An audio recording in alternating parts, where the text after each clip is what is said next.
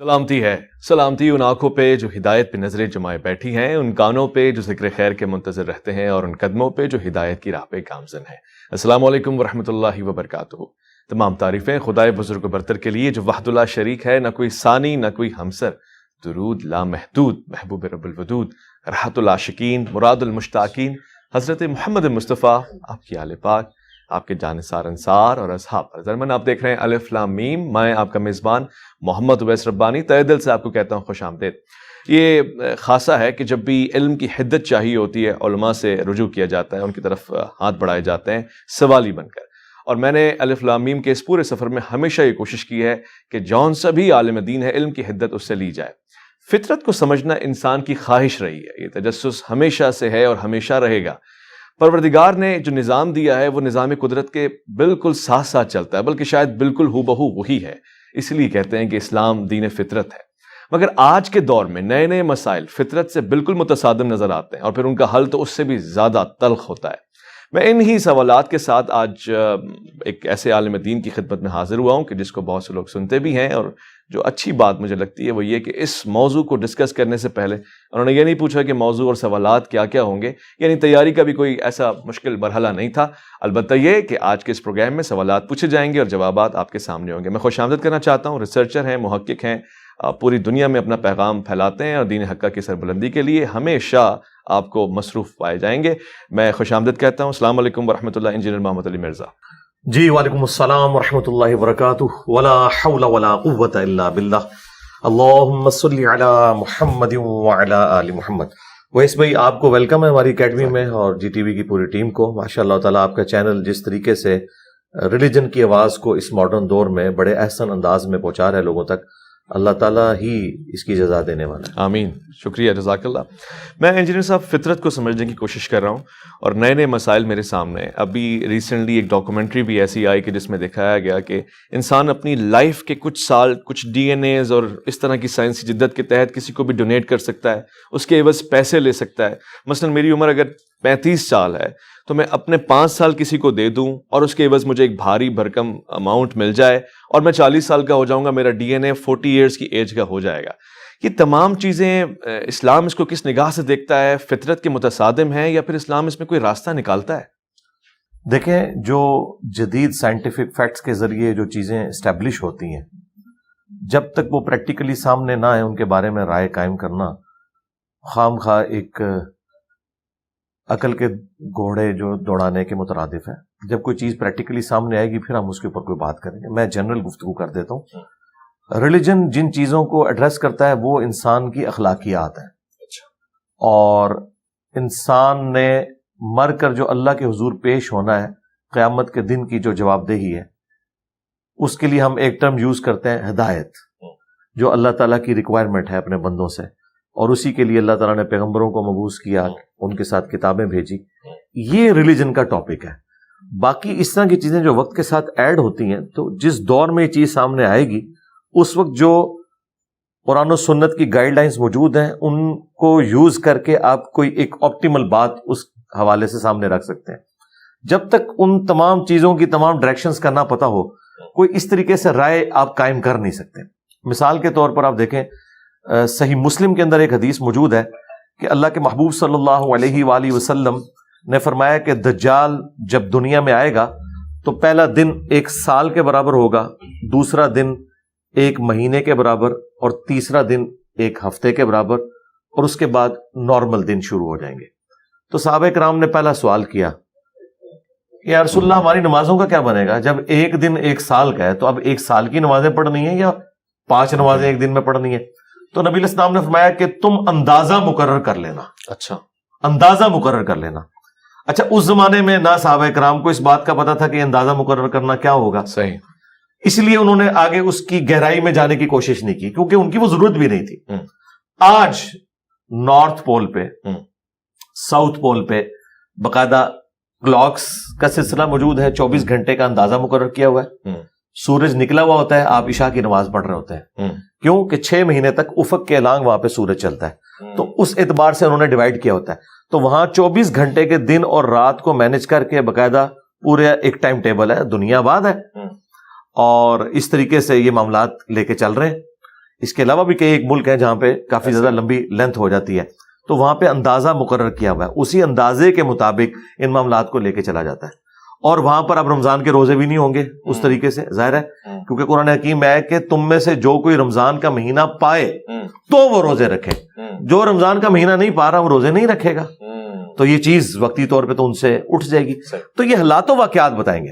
اب نبی علیہ السلام کے مبارک زمانے میں تو کسی نے نہیں پوچھا کہ جب ہم چاند پہ جائیں گے تو قبلہ رخ کا اہتمام کیسے کریں گے. قرآن حکیم میں کم از کم 2 رکوع اس کے اوپر ہے کہ آپ نے نماز کے لیے بیت الحرام کی طرف رخ کرنا ہے. اب ایک بندہ چاند پہ چلا گیا، نماز تو اس نے وہاں بھی پڑھنی ہے، تو وہ کس طرف رخ کرے گا؟ تو میں نے اس کا سولوشن دیا ہے کہ وہ زمین کی طرف رخ کرے، کیونکہ اتنے دور کے فاصلے پہ جب زمین آپ کو اتنی سی نظر آ رہی ہے تو اس اتنی سی زمین کے اوپر کعبہ اس طرف لائی کر رہا ہے، اس طرف لائی کر رہا ہے، اس سے کوئی فرق نہیں پڑتا، کیونکہ اتنے لمبے سپین کے اندر جب آپ اس طرف رخ کرتے ہیں تو خود بخود آپ کا کعبے کی طرف رخ ہو جائے گا. بالکل ٹھیک ہے. تو اس طرح جو مسائل آئیں گے تو اس کے بعد کوئی ڈیسیژن کیا جائے گا.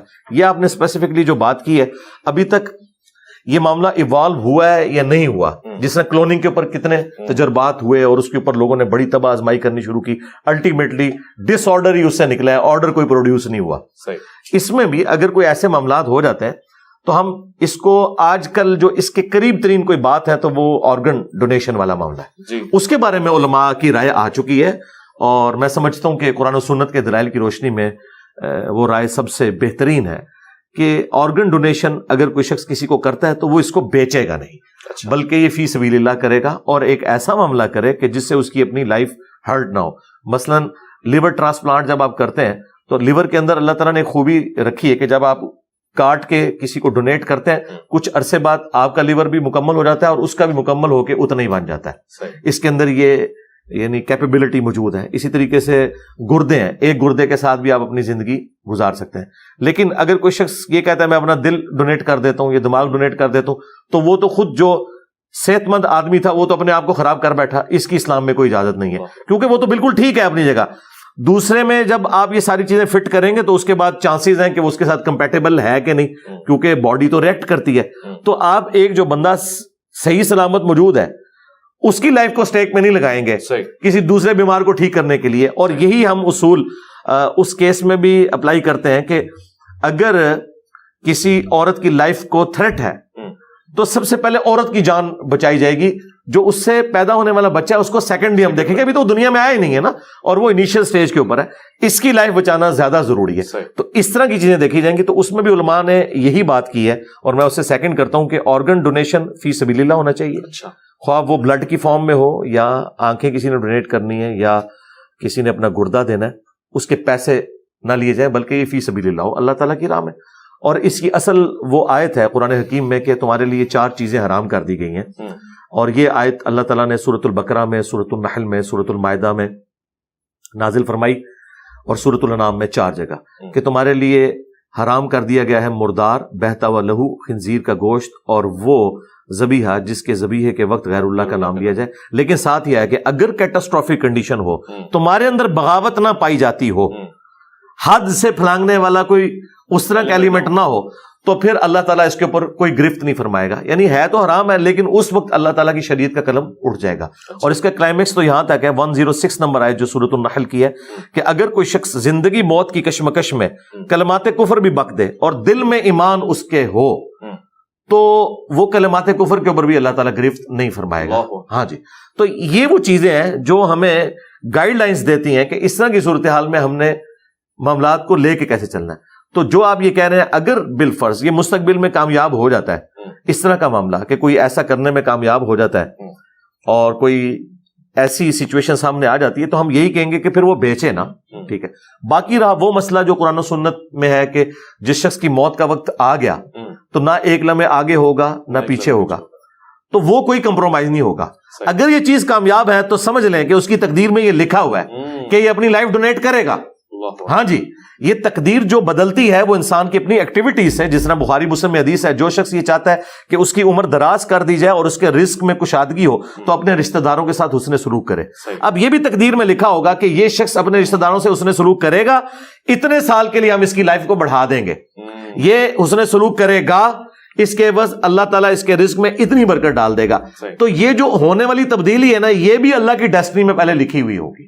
اس سے اللہ تعالیٰ کا علم کہیں کمپرومائز نہیں ہوتا. ابھی کئی چیزیں ہیں جو آج کے دور میں ہمارے سامنے آئی ہیں جو پہلے تو لوگوں کو پتہ ہی نہیں تھی, لیکن اللہ تعالیٰ کی ڈیسٹنی میں موجود ہے, اور وہ اللہ کا علم اس کے ساتھ خاص ہے.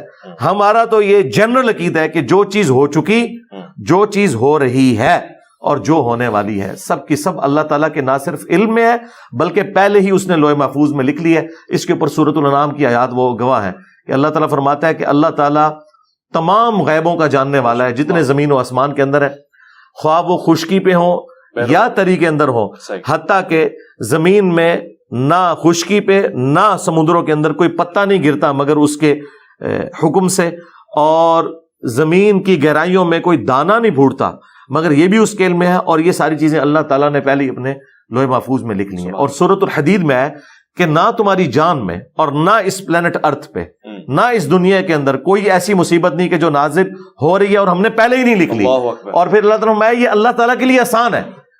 اب اس کو ہم کوئی امیجن نہیں کر سکتے کیونکہ ہم کریشن ہے. کریشن اپنے کریٹر کے بارے میں زیادہ زیادہ کیا سوچ سکتی؟ مثلا یہ موبائل انسان نے بنایا, موبائل کس حد تک ایک انسان کے برین کو سمجھ سکتا ہے؟ ڈکٹیشن لینے کی بس اس حد تک جتنا ہم نے اس کو رکھا ہے, لیکن یہ ہمیں نہیں جج کر سکتا, ہم تو اسے جج کر سکتے ہیں. تو اب کریشن آف دا یونیورس جو ہے یہ اتنی بڑی ہے, تو جو کریٹر آف دا یونیورس ہے, سبحان اللہ. جو لوگ قاری قرآن ہیں, مطالعہ کرتے ہیں, قرأت کرتے ہیں, جب بھی آیت نظر سے گزرتی ہے, سماعتوں کو چھوتی ہے, میرے ذہن میں ہمیشہ سوال ہوتا ہے, آج میں پوچھنا چاہتا ہوں. سورہ رحمان میں واضح طور سے وہ کہتا ہے یا معشر الجن والانس ان استطعتم ان تنفذوا من اقطار السماوات والارض فانفذوا لا تنفذون الا بسلطان.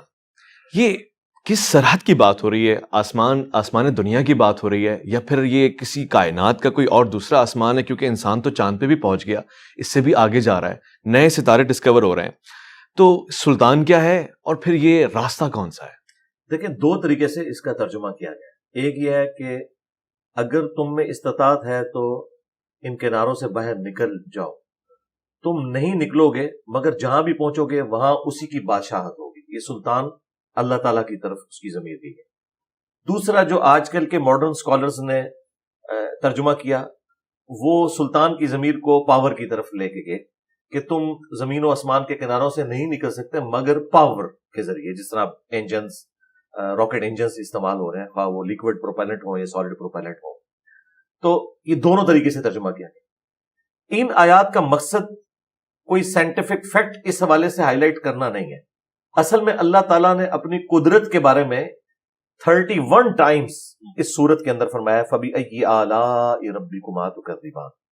عموماً ہمارے علماء نے اس کا ترجمہ کیا ہے کہ تم اپنے رب کی کون کون سی نعمتوں کو جھٹلاؤ گے, لیکن یہ اپروپریٹ ترجمہ نہیں. اچھا, ہاں جی, کیونکہ آلہ کہتے ہیں نشانیوں, تو اس کا اپروپریٹ ترجمہ ہے کہ تم اپنے رب کی قدرت کی کون کون سی نشانیوں کو جھٹلاؤ. تم دونوں. ہاں جی, تم دونوں.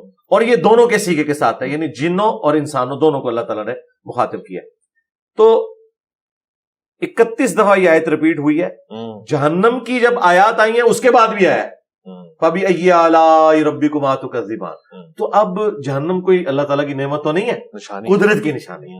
تو مولانا مودودی رحمہ اللہ نے اس کا اپروپریٹ ترجمہ کیا ہے. انہوں نے جہاں جہاں جس طریقے سے آیات آئی ہیں تو ہر دفعہ تھوڑا سا انہوں نے اس کے اعتبار سے مولڈ کر کے اسے فٹ اینڈ بٹایا, کیونکہ عربی ایک ورسٹائل زبان ہے, اس میں اب یہ آلہ جو ہے یہ کافی ساری چیزوں کو کور کرنے والی چیز ہے.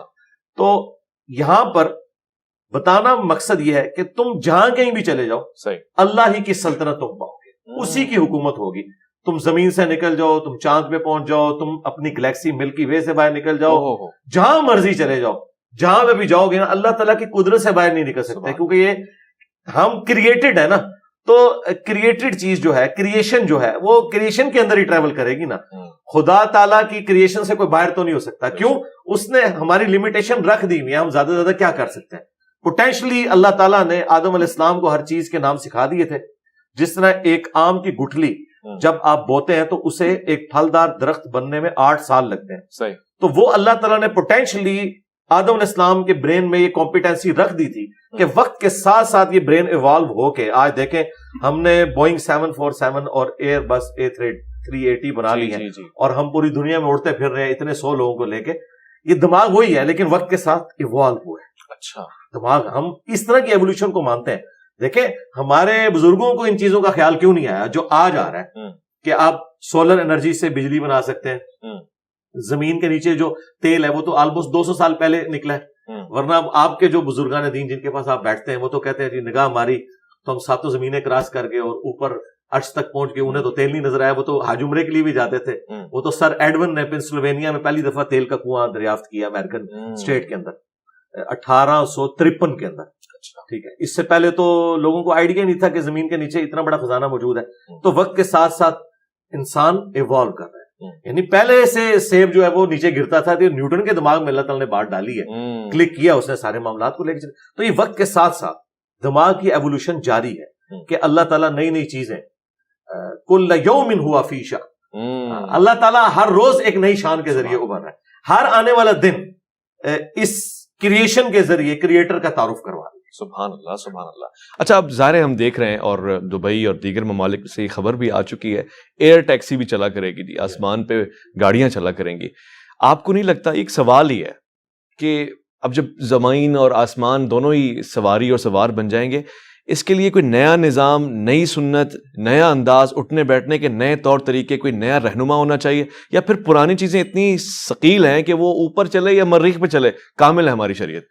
شریعت میں کامل ہے. جو چیزیں شریعت سے ریلیٹڈ ہیں نا جی وہ اسی طریقے سے ہیں, ان کے ساری گائیڈ لائنس موجود ہیں. آپ پہلے یہ سمجھ لیں کہ جو دین ہے نا یہ ہماری ہدایت کے لیے آیا ہے, یہ ٹریفک قوانین بنانے کے لیے نہیں آیا, وہ آپ نے خود بنانا ہے. ٹھیک ہے, اسی طریقے سے ہاسپٹلز میں آپ نے کس طریقے سے لوگوں کو ریسیو کرنا ہے یہ آپ کو اللہ تعالیٰ نے اوپن رکھا ہے.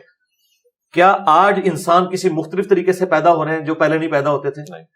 کیا آج ماں باپ کا جو رشتہ ہے اولاد کے ساتھ وہی والا ہے؟ تو انسانی جو بیسک اخلاقیات اور ہدایت کی جو ریکوائرڈ چیزیں ہیں وہ الہامی کتابوں میں اسلام سے پہلے بھی اسی طریقے سے تھی, اسلام کے ساتھ بھی ویسے ہی ہیں, اور آج کے اس ماڈرن دور میں بھی ان چیزوں سے کوئی فرق نہیں پڑتا. صرف یہ کہ انہیں ایگزیکیوٹ کرنے کے لیے آپ نے کیا کرنا ہے.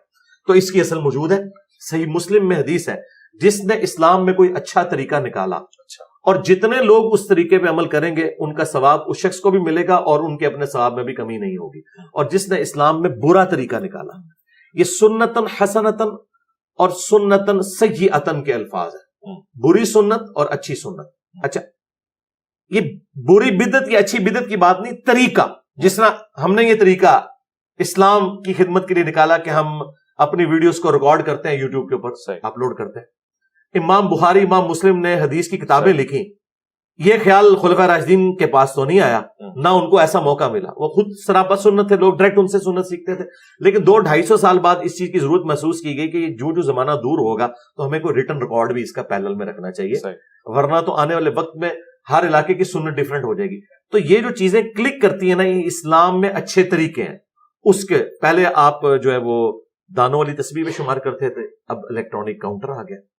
نماز کے اعتبار سے پہلے ہم جن مسجدوں میں نماز پڑھتے تھے وہ سمپل لکڑی کی چھتیں ہوتی تھی, اب ایئر کنڈیشن بھی لگے ہوئے ہیں اور وہاں پہ قالین بھی. اور لوگ اکثر پوچھتے ہیں کہ یہ بدعت ہے. بھائی بدعت نہیں ہے. بدعت کی جو ڈیفینیشن ہے بخاری مسلم میں وہ یہ ہے, من احدث فی امرنا ھذا فہو رد, جس نے ہمارے سکھائے ہوئے دین میں کوئی چیز داخل کی. تو دین میں کوئی چیز یہ داخل نہیں ہوتی. اگر کوئی یہ نیت کرتا ہے کہ اوپر اس قالین کے سامنے اس اے سی شریف کے اور نیچے اس پنکھا شریف کے منہ طرف خانہ کعبہ شریف کے, یہ تو کوئی نہیں کہتا. تو نماز اپنی جگہ اس طریقے سے, حج کی جتنی ایکٹیویٹیز ہیں وہ اسی. تو پھر ہمارے مشائخ نے جب مائک اور ساؤنڈ اور اسپیکر کے آنے پہ اعتراض اس زمانے میں کیوں کیا؟ پیپر چھپنے پہ اعتراض. ان بیچاروں کا انٹلیکچوئل لیول بڑا تھوڑا تھا. پبلک کو پہلے بات سمجھ آتی ہے اور ہمارے علماء کو معذرت کے ساتھ بعد.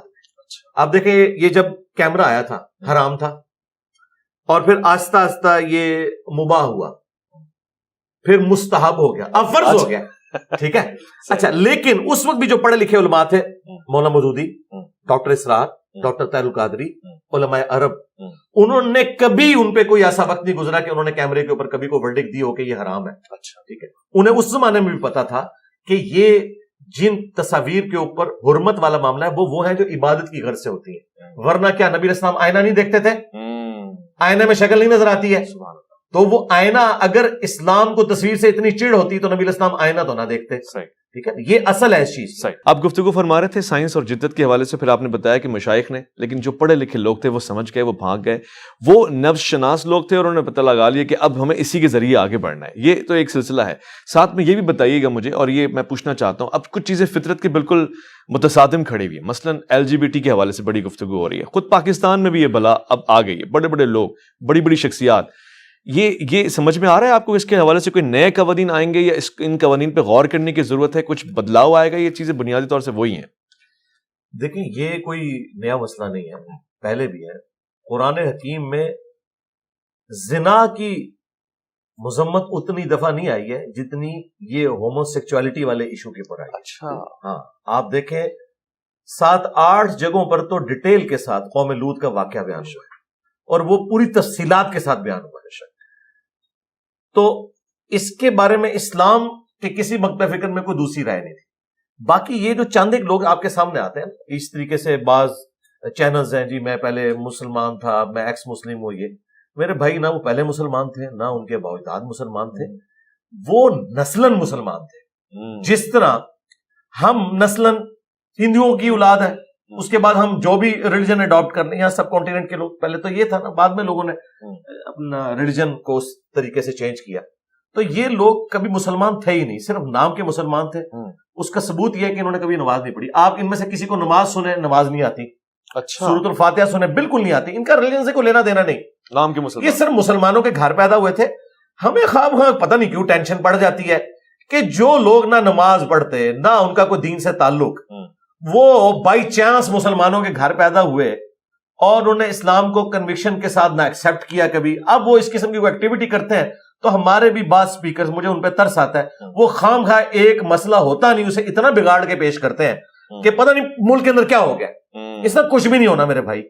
ان لوگوں سے یہ چھپ چھپا کے بھی کرتے تھے, اب تھوڑا سامنے آ گیا تو دین واٹ. اچھا, تو اب کرنے کی ضرورت جو ہے وہ یہ ہے کہ آپ نے علمی طریقے سے لوگوں کی غلطیاں ان کے اوپر ہائی لائٹ کرنی ہے. ٹھیک ہے, عوام الناس کا یہ کام ہے. رہ گئے جو ایوانوں میں بیٹھے ہوئے لوگ ہیں, انہوں نے اس قانون اور آئین کی پاسداری کرنی ہے جو قرارداد مقاصد کے تحت پاکستان کے آئین میں یہ چیز تھی کہ کوئی بھی قانون قرآن و سنت کے منافی نہیں بنے گا.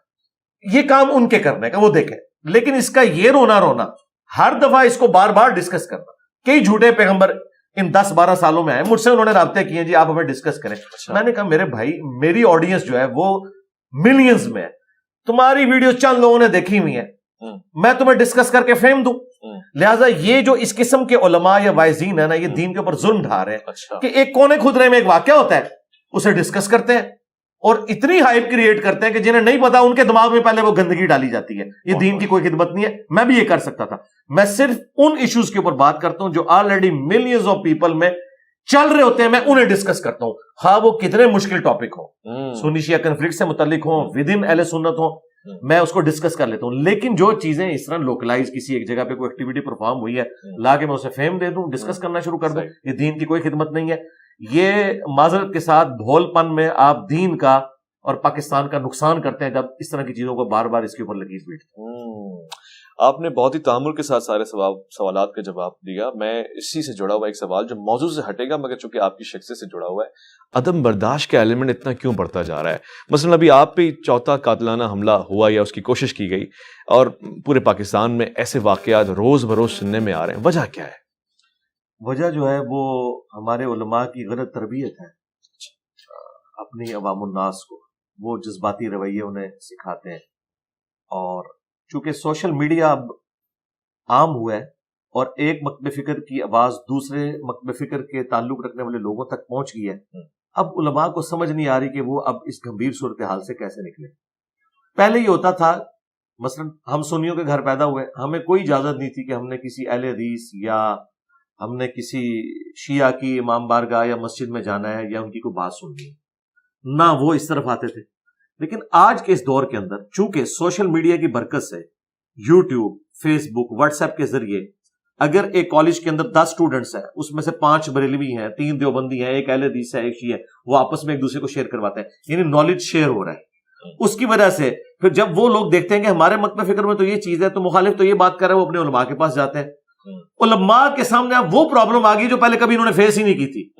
یہ اپنی امپائرز کے اندر بیٹھے ہوئے تھے بادشاہ بن کے، اور دوسرے کی امپائر میں یہ نہ گھستے تھے نہ انہیں گھسنے دیتے تھے، تو اپنی یہ چودراہٹ انجوائے کر رہے تھے. لیکن اب دوسرے تو آپ کی امپائرز میں گھس گئے ہیں موبائل کے ذریعے، سوشل میڈیا کے ذریعے. اب انہیں سمجھ نہیں آ رہی کہ ہم اس پوری صورتحال کو کیسے آگے لے کے چلیں. تو اس کے لیے پھر جب یہ غصے میں آتے ہیں تو پھر جمعے کی تقریروں کے اندر ابھارتے ہیں کہ فلاں تو گستاخ رسول ہے، فلاں مشرک ہے. اور پھر اس طرح کی تنظیموں کو معذرت کے ساتھ ہماری یعنی جو ماضی کی اسٹیبلشمنٹ، ان کی غلط رویوں کی وجہ سے انہوں نے اپنے ذاتی مقاصد کی خاطر، پولیٹیکل گورنمنٹس کو کمزور کرنے کی خاطر اس طرح کے لوگوں کو اپنی گود لیا، اور پھر انہوں نے اسٹیبلشمنٹ کے کام بھی کیے اور پھر اپنے کام بھی کیے. اب یہ فرید اس طرح باہر آ چکا ہے، خصوصاً ضیاء الحق کے دور سے لے کے ابھی تک، کہ اب اسے دوبارہ سمیٹنے کے لیے دہائیاں چاہیے. تو اس کی طرف سفر کا آغاز تو ہوا ہے جی. اور یہ بھی میں کریڈٹ کسی پاکستان کے ادارے کو نہیں دوں گا، یہ میں FATF حافظہ اللہ تعالیٰ کو دوں گا. اگر FATF حافظہ اللہ تعالیٰ نہ ہوتا تو یہ ہم نے ابھی بھی نہیں تھا سدھرنا. اچھا، میں صرف مذہبی عدم برداشت کی بات نہیں کر رہا، معاشرتی رویہ بھی ہمارا عدم برداشت کا شکار ہے، چاہے وہ شادیاں ہوں، ازدواجی تعلقات ہوں، طلاقیں ہو رہی ہیں. اس کے پیچھے کوئی غذا ہے، کوئی اور چیز ہے جو ہمیں پورا آپے کا آپا ہی بگڑا جا رہا ہے. پوری نیشن ہی جذبات کے اوپر چل رہی ہے. اس نیشن کی بنیاد تو ریلیجن ہے نا. یہ سارے کے سارے جو جذباتی رویے ہیں آپ ریلیجن کے ذریعے تو آپ کو سکھائے جاتے ہیں. پھر آپ جس جگہ بھی چلے جائیں، آپ کا چونکہ مینٹل ماڈل بن چکا ہے وہ والا، تو آپ اسی طریقے سے ریئیکٹ کرتے ہیں. ٹھیک ہے. اور یہی وجہ ہے کہ ایک پڑھا لکھا مذہبی آدمی بھی اسی طریقے سے ریئیکٹ کر رہا ہے، اور ایک ان پڑھ جاہل مذہبی آدمی بھی اسی طریقے سے ریئیکٹ کر رہا ہے، کیونکہ اس نے سیکھے ہی ہے. ہمارے ملک کے اندر کبھی بھی ڈیبیٹ والا کلچر تو بنا ہی نہیں ہے، ٹھیک ہے نا. یہاں تو بس آپ کو سپون فیڈنگ اوپر سے کی گئی ہے. یہ تو اب سوشل میڈیا کی وجہ سے ڈسکشن شروع ہوئی ہیں اور آپ کی آواز دوسرے لوگ سننا شروع ہیں. اس طرح کی باتیں جب اس زمانے میں کوئی کرتا تھا، کبھی اس کو آپ کہہ دیتے تھے یہ لبرل ہے، کبھی کہہ دیتے تھے یہ یہود و نصارہ کا ایجنٹ ہے، کبھی کہہ دیتے تھے کہ یہ آزاد خیال لوگ ہیں، یہ کسی اور کے ایجنڈے کے اوپر کام کر رہے ہیں. اور اب آہستہ آہستہ کر کے ایک ایک وہ ساری چیزیں ہماری پالیسیز بنتی جا رہی ہیں جو کسی زمانے میں ہم نے گالی بنائی ہوئی. بالکل ایسی. انتہائی شکر گزار انجینئر محمد علی مرزا صاحب آپ کا. خواتین حضرات، پروگرام آپ ملاحظہ فرما رہے تھے، مجھے یقین ہے کہ کسی نہ کسی نتیجے پہ آپ پہنچے ہوں گے. ابھی بھی اگر تشنگی باقی ہو، یہ پروگرام جمعہ ہفتہ اتوار الف لام میم کے عنوان سے آپ کے سامنے نشر ہوتا رہے گا. آپ کی توجہات درکار ہے. اپنا خیال رکھیں گے، آپ اپنے سے بڑھ کے خیال رکھیں گے. اللہ تعالیٰ کے احکامات کا، پاکستان کا. ویس ربانی کو دیجیے گا اجازت.